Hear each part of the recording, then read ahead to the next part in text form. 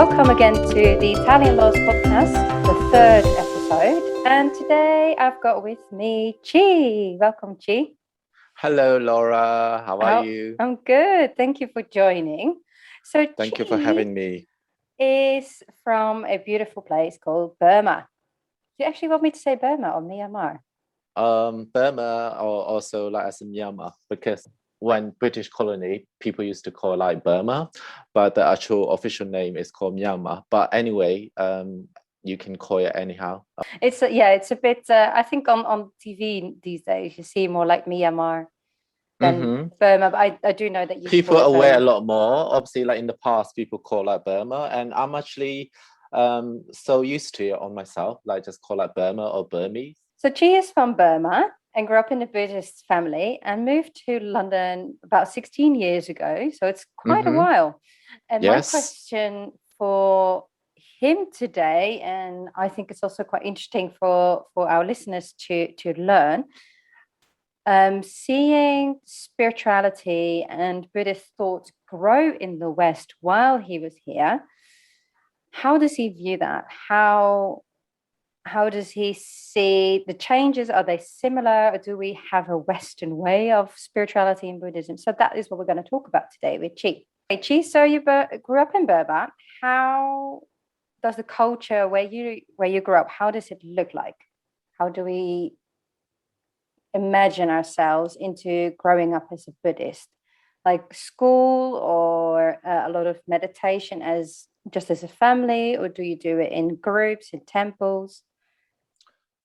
So yeah, I mean, like since I was a kid, like my mother used to take me to the temple, like on every first and 15th of the month, to go to the temple to clean, to offer, flowers, vegetable oil, fruits and stuff to the Buddha. And yeah, we basically would go there like on twice a month to clean in the temple and to cook and to work with nuns in the vegetable patch and stuff. And we cook, we eat together. Basically, that's pretty much like twice a month. Sorry, twice a month. A week. Yeah. And you said you're going to go on the 1st and the 15th. Does it have a numerological meaning, those particular dates, or is it just what your family chose? It's just the beginning of the month and then the middle of the month. And I don't know exactly, but I think it's between like full moon and beginning of the moon. I think that's the idea of it. Wow, so you actually also grew up, I know you're really into your gardening as well, but that also you've grown up with it, literally. I mean, I growing up with it and I didn't realize I was into like gardening. But I think that was part of my childhood. But since I moved to like London, and that's really growing onto me, like gardening and self-sustainability. And so it's definitely relate to the past for sure. Yeah, it's beautiful because it's like connecting to the earth and grounding and clean food particularly as well, because you know exactly where your stuff comes from. Yes. And when do you have like particular holidays or celebrations throughout the year as well? Do you consider them as holy days or days you have to celebrate? We have like a few celebrations. The big celebration for obviously, like I'm Chinese originally, brought up in Burma, so the big celebration for us is Chinese New Year or Mid-Autumn Festival, which is lunar calendar on the 15th of August.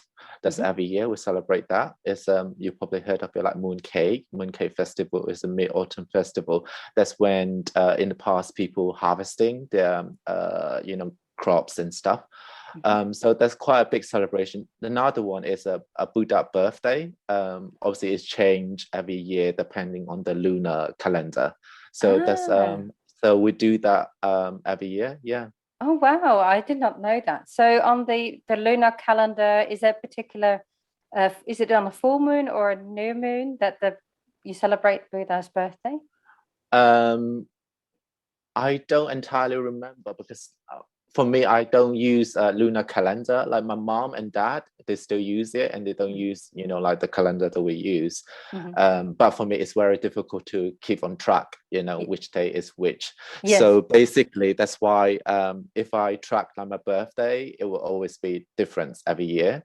Yeah. That's why like New Year, like Chinese Lunar New Year, is fall onto like the end of January or until mid-February. So every year is kind of like between that dates. Same with Buddha birthday, Yes. is changed It's changed. according to lunar calendar, solar Wow. calendar, Yes. Oh, yeah. Yeah. So it's very different. Yeah, definitely. It's very interesting because I think I know Chi for quite a few years. It's 8 years now almost.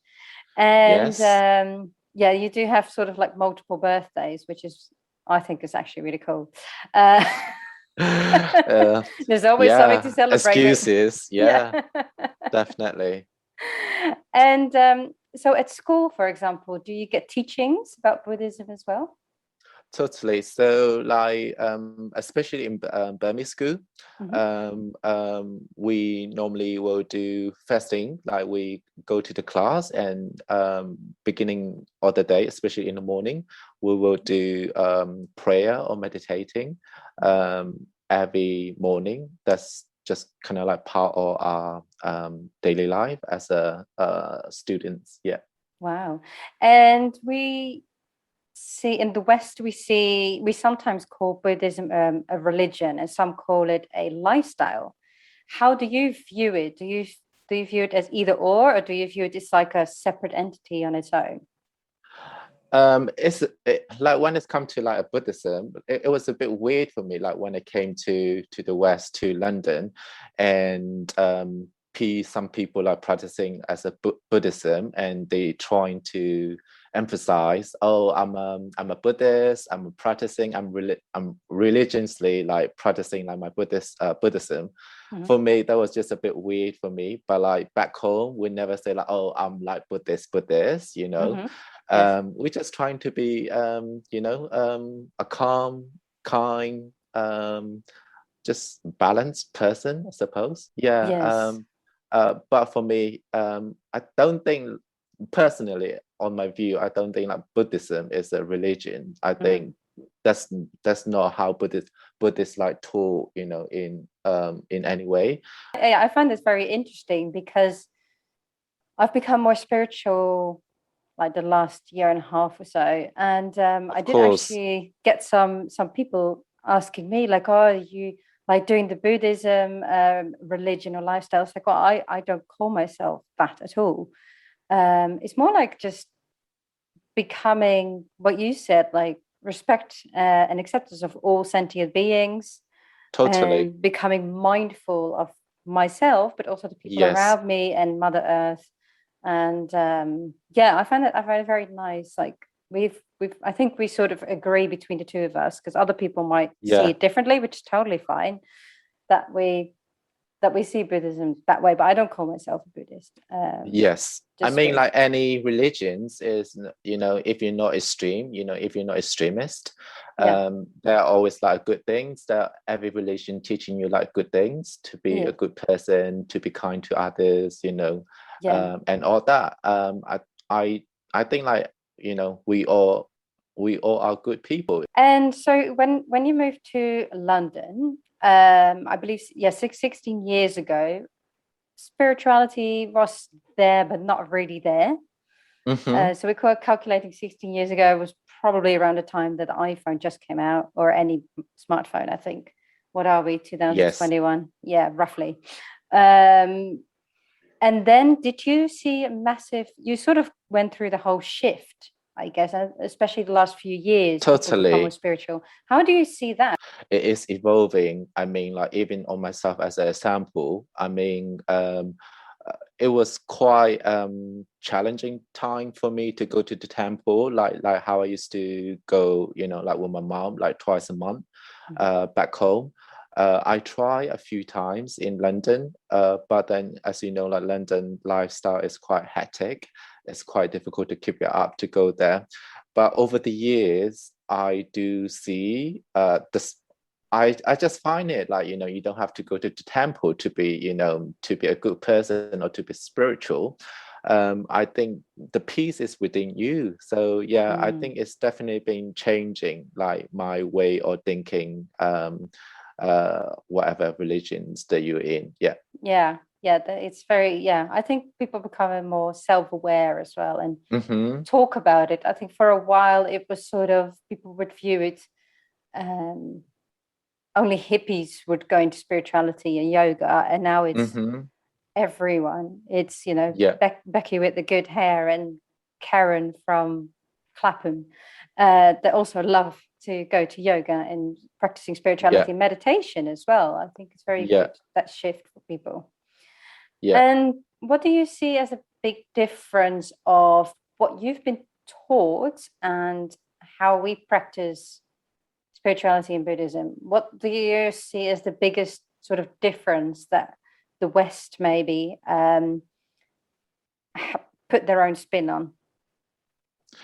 I wouldn't like to call it like the West is a bit more mainstream. Yeah. But like in the East, it's just part of our lifestyle. We don't talk about it that much, and everyone doing the same sort of thing, and festival and going to temple, just normal. And one in a lifetime, you say if you are a male person, like a male, a kids, just before 12, you need to go into temple just for to experience in life, like as a monk, for 2 weeks to a month. So everyone do that, but unfortunately, I didn't manage to experience it. I mean, still not too late. Maybe one day in the future, I would like to experience it as a monk lifestyle just for a month. Yeah. Wow, really? So it's like an initiation ceremony. Yeah, Oh, wow. it is. Yeah. That sounds really cool. But in my understanding, I think it's a bit more mainstream. Like when it's come to when it's come to Buddhism, I think. Yeah, that it's more commercial as well. There's a lot more commerciality about it. And in the East, everybody just goes their own way, and it's just the way of life. Yeah, I can actually see that. That's totally. I mean, like so like my child, well, not still, like my mom and dad, they're still doing it, just going to temple and you just go and eat there. You don't even have to warn them, oh, can we come, or is there a specific day that we should come?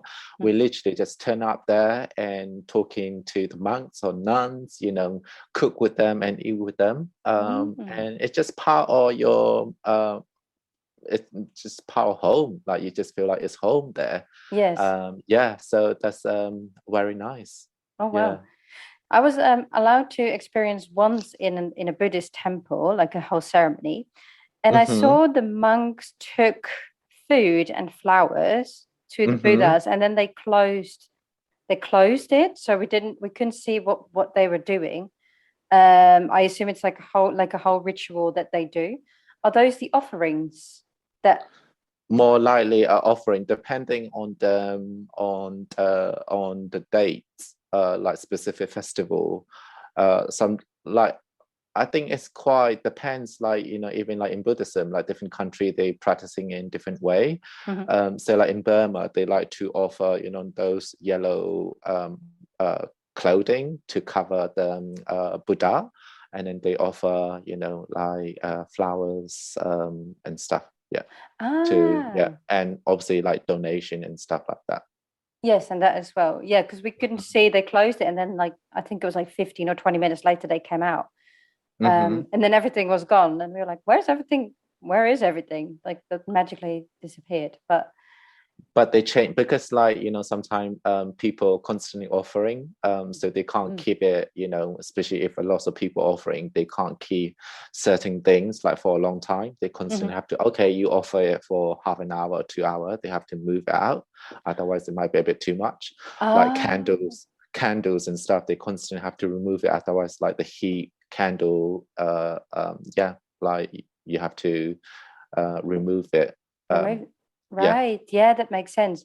Okay, so basically every monk could do the offering. It's not, or everybody, rather than just the specific monk or the leader of the temple. Everybody can do the. I mean, like every temple, every monastery, they have like the head monk, which they arrange different days, or depending on the festival and stuff. They're the one who in charge for offering, and they're the one who in charge for chanting and stuff. Yeah. Ah, okay. Yeah, even monks and nuns, they have the heads, or the nuns and monks. Yeah. The Buddhist way, what you just said, you have more the chanting way. Chanting, yeah. Is there like a sort of go-to ceremony? Is there a booklet like they do in Christianity when you go through the whole ceremony, or is it someone just puts in a chant and then everybody follows? You really need to practice. Quite a lot of the time they use old ancient words, and they're quite difficult to read on unless you're practicing it every day. And it's such a long, like it's not a Bible, like words that you're learning, but you get the rhythm of it, if you go there like regularly. Yeah, you get the oh wow, so it's an old language that they use. It's not old language. It's still based on obviously like Mandarin, but the words that they use is almost too difficult. You don't, in daily life, you don't actually use those words. It almost sounds like poem. It's quite difficult for a normal people. And what is it? What are I assume they're stories, the chants as well. So what kind of stories are they? Depending like what blessing that you what sort of blessing that the monk they were doing on that day. Different blessing, they have like different, just like our chakra, like different chakra, we use a different sort of blessing. And does every sort of Buddhas, because there's different are they all Buddhas, or do you also call them different gods? Well, there is only there are so many. It can be quite blurry as well, because especially like in Burma, some people. So like in my family, we are practicing Buddhism, but as well as we honoring our ancestor as well. So at home we'll have like a Buddha alteration counter, and as well as our ancestors. So we honoring both. Yes. And for some Burmese people, they like to honoring or they homage to some sort of spirit guide. They call it Nat, which is a type of spirit, that they are just like human. They smoke, they drink, they wearing makeup, and and all that, and so they call it Nat. There are so many, or even like when you see like some Buddha image, every image is slightly different, so can be a bit confusing as well, I think. Still going to the temples here in London as well, or you try to, or not so much? Is it more difficult? It's more difficult, as I say, like London lifestyle is so hectic, like work, and so on. Beginning of the, when I just got here, like the first few years, I try to go there, at least probably like 2 or 3 times a year. And then eventually it's just kind of like out of my my leads. Just London lifestyle just took over. So at the moment, we're on 2021, and you do a lot of meditation, but also you have been practicing Reiki. Yes, I am. Yes. And last week we did speak with Becky about Reiki as well, talking about the different ways you can practice Reiki. And so what is the Reiki and meditation? What is that to you? What does it mean to you? I mean, like, I didn't realize what is Reiki. I mean, like the first experience when I just came to London, there was one friend. I was having quite a bad breakout, like acne, and he was saying like, "Oh, I'm practicing Reiki, and I would like to give you like offering, free of charge, and I would like to give you a tryout, just to let you feel like the power of Reiki. Mm-hmm.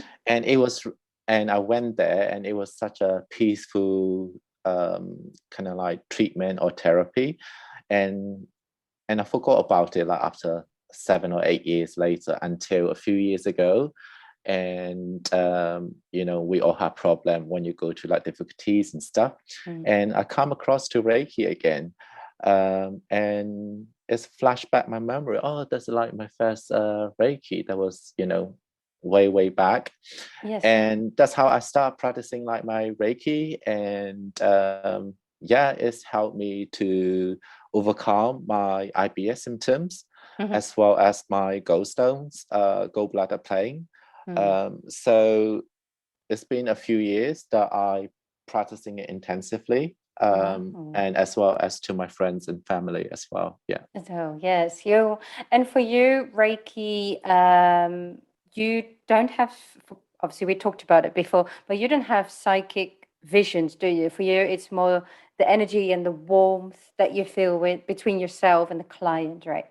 Totally. I think psychics, for some people, they just naturally born with it. Or I mean, we all have like psychic ability. It's a matter of like we find we are patient enough to find that psychic ability that we have. But for now, I can feel the energy going out, or going into my body, but I can't actually read, I mean, I can sense the energy, like whether the other person energy feels is bad or good. But at the moment, I don't have the psychic ability to read other what's people going on, How did you start practicing? Did you do like a course where did you learn to practice? To start with, and I was just trying to understand what is Reiki is all about. So I was learning it to YouTube.